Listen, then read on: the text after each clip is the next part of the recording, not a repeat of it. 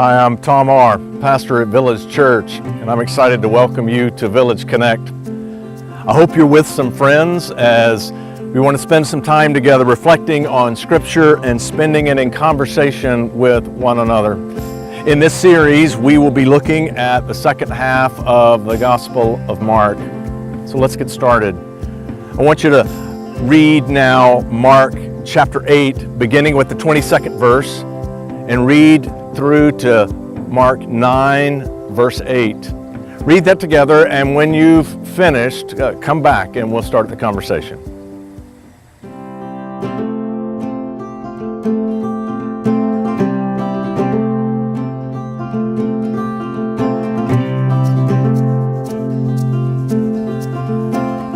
Now, this teaching is followed by one of the strangest moments in the Gospel of Mark.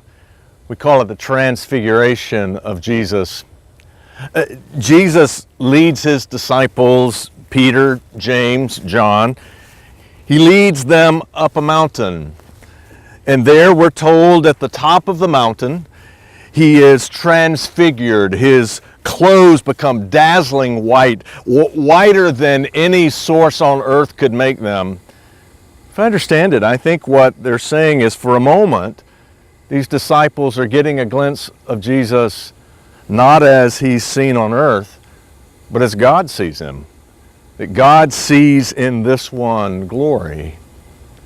It's there at the top of the Mount of Transfiguration that Elijah appears. He was an old prophet, and Elijah was the prophet who was supposed to come and point to the Messiah to declare that God's promised one had arrived.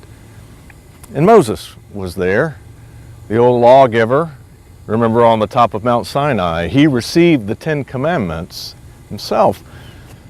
Now, scholars debate what the meaning of this trio could be, but if I understand it, maybe it's just simply enough to say this, that the life that the word of Judaism describes, the life that lived in the lawgiver and the life that's described in the mouth of the prophet, is enfleshed in Jesus.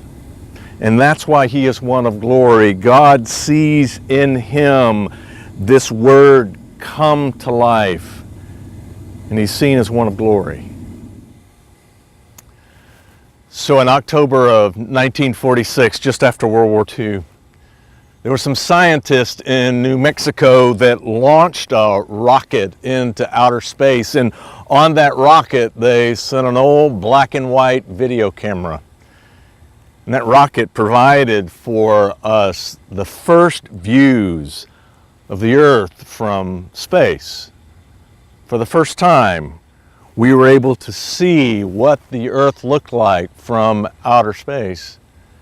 Soon enough, we would begin to see color images now that are so ubiquitous that you could imagine them in your own mind's eye. You can see it in your own imagination.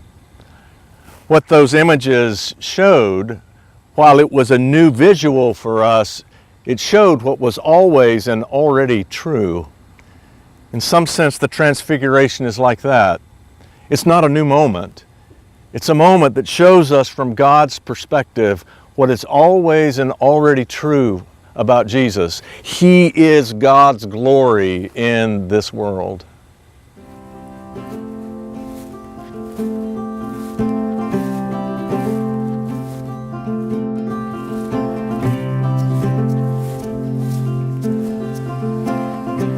Now, the Transfiguration, it was visually impressive, but the point actually was not what they saw. The point was to listen. There was a voice from heaven, and the voice said, "This is my Son." It's the same word that was given at Jesus' baptism. God said, "You are my Son." So this time God speaks not to Jesus but to his followers. "This is my Son," and then God says, "Listen to him." That's the point, to listen to this living word. Now the word they're to listen to is what he just told them. That he has come to sacrifice himself in love for a world that is beautiful and a world that is broken and a world that God can redeem.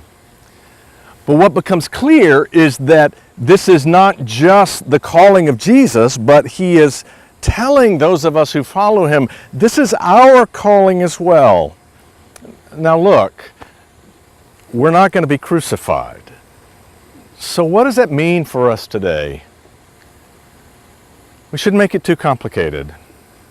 I think it means that we are to choose love. Love in Christian faith is not something that we simply feel.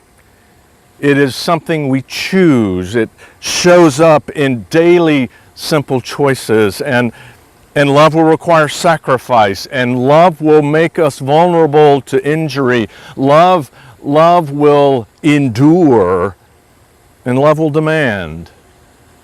But love is something we choose in this world, and we can only assume that when love is chosen, the day will come when those who choose love will shine like the sun, will be dazzling white, and the world will finally see what is always and already true, that love is of God and love redeems, and that is God's glory.